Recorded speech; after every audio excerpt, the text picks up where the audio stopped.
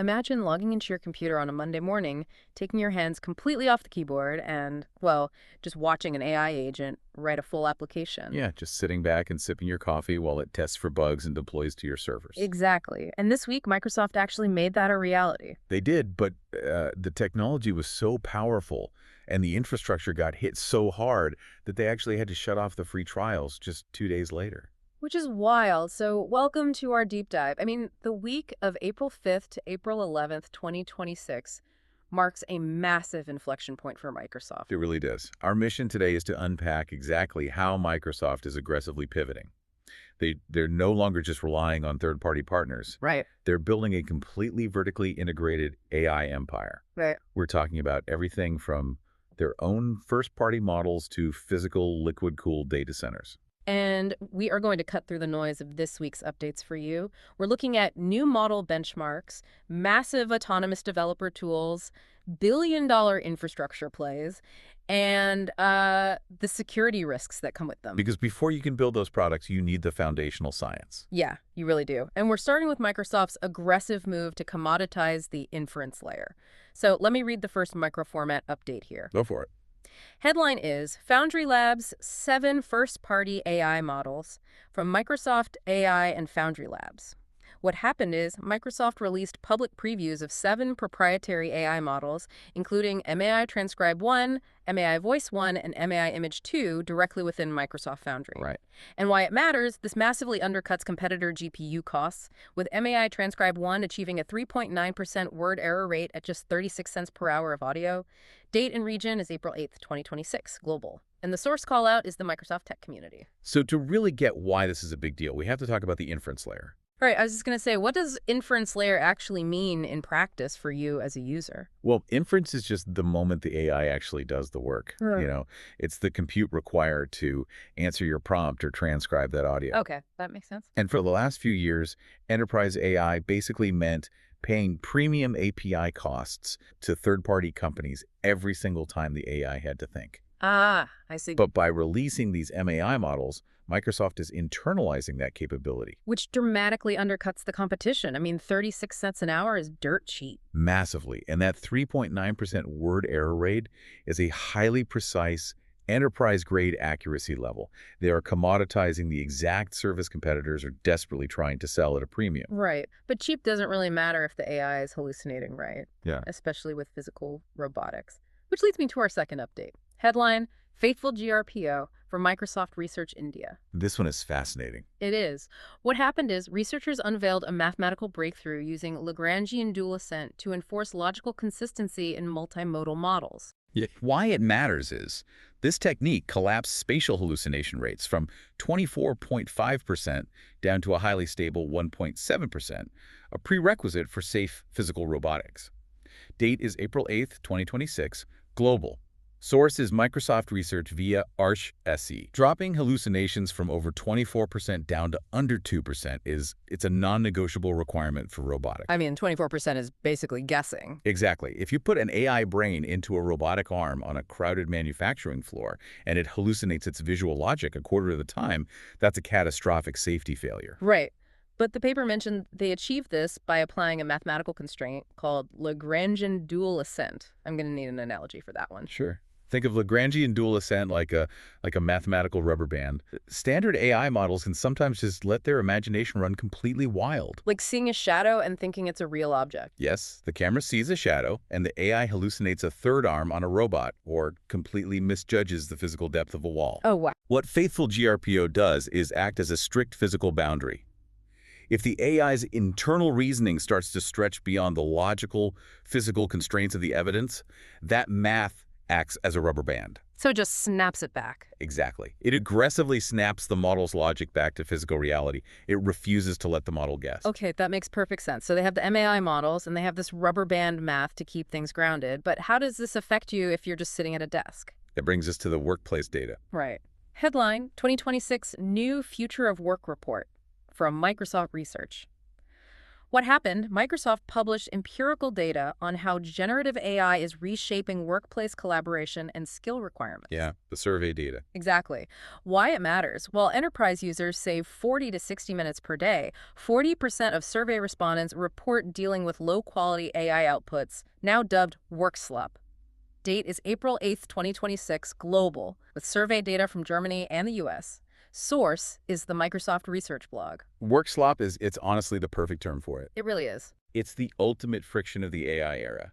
You ask for a summary, and you get 5 paragraphs of generic, unhelpful text that you now have to spend time editing. So putting this all together, Microsoft is building these highly accurate proprietary MAI models in-house. It reminds me of Apple building its own silicon chips so they didn't have to rely on Intel anymore. Oh, that's a good comparison. Right.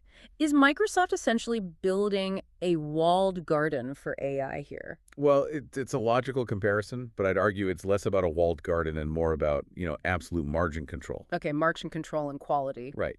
Think about that work slop statistic. If 40% of your users are battling bad outputs, you have a massive product problem. Yeah, that's almost half your users. Exactly.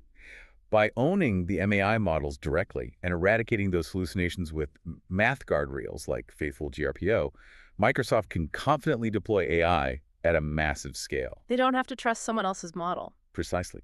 They no longer worry about third-party API costs or reliability bottlenecks. They control the quality and the cost from top to bottom. Which is a perfect pivot, because foundational research is useless without the tools to deploy it. Which brings us to segment B, how Microsoft is turning these models into hands-on developer tools. The product side. Yep. Headline, Foundry Local reaches general availability from Microsoft Foundry. What happened? Microsoft launched a cross-platform local AI inference solution running natively on Windows, Mac, Linux, and Android. Huge news for developers. Absolutely. Why it matters, developers can now embed AI directly into applications with zero cloud dependency and zero per token costs. Date is April 9th, 2026. Global.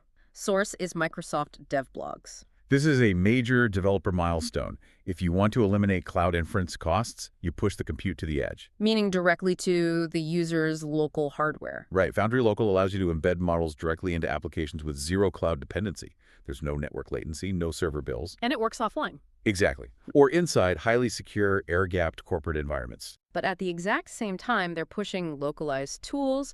They are pushing cloud automation to the limit. Headline, Autopilot mode and paused free trials from GitHub Copilot.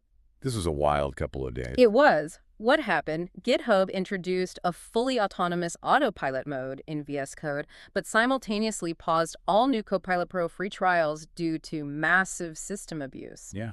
Why it matters? While agents can now operate with full autonomy to write code, the trial pause signals severe infrastructure and fraud prevention challenges at scale. Dates are April 8th for the update and April 10th for the pause trials, 2026, global. Source is the GitHub blog. The juxtaposition there is just incredible. On one hand, autopilot mode is a true paradigm shift. These agents can now approve their own actions. Right, they can retry when they hit errors. Yeah, and complete entire multi-step workflows without a human intervening. It's like a self-driving car for code. But if you take your hands off the wheel, won't we just end up automating the creation of that work slop we talked about? That is the exact risk. And honestly, it's why local, free testing, and strict low-code boundaries are being released simultaneously. Microsoft recognizes the danger here. Which brings up our next piece of news on guardrails. Headline, Power Platform MCP authoring plugin GA from Microsoft Power Platform. Right, the MCP plugin. What happened? Microsoft enabled any Model Context Protocol, or MCP, compatible AI coding agent to build and modify Power apps via natural language. Why it matters? This bridges low-code and pro-code development, opening Microsoft's platform to the broader AI coding ecosystem. Date is April 9th, 2026, global. Source is the Microsoft Power Platform blog. So MCP is essentially a standardized universal translator for AI tools. There's a translator. Yeah, if different agents are interacting with enterprise software, you need a common language. MCP provides strict rules for exactly how an AI can read and write data. So that acts as the guardrail. Exactly. You're saying to the AI, you can build this app autonomously, but you must stay within these defined technical lanes. It stops the AI from breaking live production environments. Okay, so we have localized testing and autonomous agents, but all these apps being generated require an incomprehensible amount of computing power. Where is it all living? We have to talk about the infrastructure. Yes. Segment C headline, Fairwater AI Data Center for Microsoft Infrastructure. What happened? Microsoft announced the 315-acre Fairwater Data Center in Wisconsin, housing hundreds of thousands of NVIDIA GB200 and GB300 GPUs. It's massive. Why it matters, designed with a 90% plus closed-loop liquid cooling system, it delivers 10 times the performance of today's fastest supercomputers. Date is April 6th, 2026, U.S., Wisconsin. Source is Tech Power Up. To understand Fairwater, you have to abandon traditional concepts of a data center. We're talking about 1.2 million square feet of pure computing space. But the cooling system is what caught my eye. A 90% closed-loop liquid cooling system. I mean, mixing highly sensitive computers with thousands of gallons of liquid sounds like a disaster. It sounds counterintuitive, right? But it's a physical necessity. The thermal density of hundreds of thousands of those NVIDIA GPUs packed together is so extreme that traditional air cooling just cannot remove the heat fast enough. The silicone would literally melt. Exactly. So they pump a specialized fluid directly over the chips. Liquid absorbs heat exponentially faster than air. It's like the radiator in your car, but engineered to a microscopic degree. Wow. And they aren't just building these in the U.S. Headline, AI infrastructure expansion in Thailand and Singapore from Microsoft Asia. What happened? Microsoft committed over $1 billion to cloud and AI infrastructure in Thailand and launched Microsoft Fabric Go Local in Singapore. Yeah, huge global push. Why it matters, this guarantees strict data residency for government and regulated workloads, ensuring sovereign AI capabilities in Southeast Asia. Date is April 9th and 10th, 2026, Singapore and Thailand. Source is Microsoft's Source Asia. So this expansion is really driven by geopolitical reality. Microsoft doesn't just want to build there, they have to build. Because of sovereign AI, right? Right. Governments are refusing to let their sensitive national data cross borders. But I picture these massive data centers with millions of pounds of structural steel and liquid cooling, and it feels like the heavy steel mills of the Industrial Revolution. Are we hitting a physical and environmental limit here? We are definitely brushing against the limits of global energy grids. But the physical footprint is expanding because the legal footprint demands it. If you want government contracts in Southeast Asia, you have to pour the local concrete. That makes sense. But building a digital fortress in Singapore or Wisconsin doesn't protect you from threats coming right through the front door. No, it doesn't. Which brings us to segment D, safety and security. With great compute power comes incredibly sophisticated adversaries. Headline, AI-enabled device code phishing campaign from Microsoft Defender Security Research. The Evil Tokens Toolkit. Yes. What happened? A highly automated phishing campaign used an Evil Tokens toolkit to generate hyper-personalized lures and dynamic code. Why it matters, attackers successfully use AI polling to bypass standard 15-minute device code expiration windows, marking a severe escalation in automated credential theft. Date, April 6th, 2026, global. Source, Microsoft Security Blog. This is a severe escalation. I mean, normally you get a 15-minute window for device code, which feels safe, but they bypassed it with AI polling. How does that work? Let's use an analogy. Normally, a 15-minute window is safe because human hackers aren't fast enough to steal and use the code before time runs out. Right. But these AI bots are using automated polling. It's like a thief standing at your front door, twisting the doorknob 1,000 times a second, just waiting for the exact millisecond you unlock it from the inside. That is genuinely terrifying. It is. They use generative AI to create a flawless phishing email. The second you click the link, their automated backend generates the device code and intercepts the authentication instantly. They operate at machine speed. And while adversaries are moving at machine speed, Microsoft's legal department is trying to cover their bases. Headline, Copilot terms updated for entertainment purposes only, from Microsoft Legal. This one is quite a legal maneuver. I couldn't believe it. What happened? Microsoft updated Copilot's terms of service, explicitly stating the AI tool should be used at your own risk. Why it matters, this shifts ultimate liability for AI hallucinations and errors directly onto the enterprise user rather than Microsoft. Date, April 6th, 2026, global. Source, Mashable, India. Yeah. I mean, it's like selling someone a heavy-duty bulldozer for their construction business and slapping a sticker on it that says, for recreational use only. How can they market this to Fortune 500 companies but legally call it a toy? It's a striking contradiction, Yeah. you know? But it perfectly illustrates the tension right now because adversaries are using AI at machine speed and models still occasionally hallucinate. The ecosystem is volatile. So they're just dodging the blame. Well, they're providing the tools. but legally reminding corporations that human oversight is mandatory. If you take your hands off the steering wheel and crash that bulldozer into your company's production environment, the liability belongs to you, not Microsoft. Wow. And yet, despite the security risks and these wild legal disclaimers, global enterprises are still writing blank checks. They absolutely are. Moving to Segment E headline, Full Stack Agentic Marketing Solution from Microsoft and Publicis Group.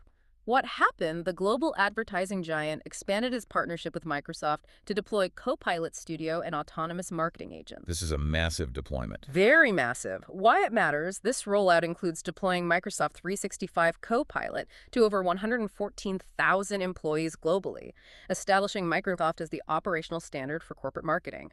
Date, April 8th, 2026. Global. Source, Microsoft press release. 114,000 employees. By deploying Copilot Studio, Publicis is attempting to automate the very core of global advertising. The AI will identify customer segments and generate content. Yeah, and execute media spending campaigns in real time. That is huge. And as they do these mega deals, Microsoft is also altering their most famous partnership.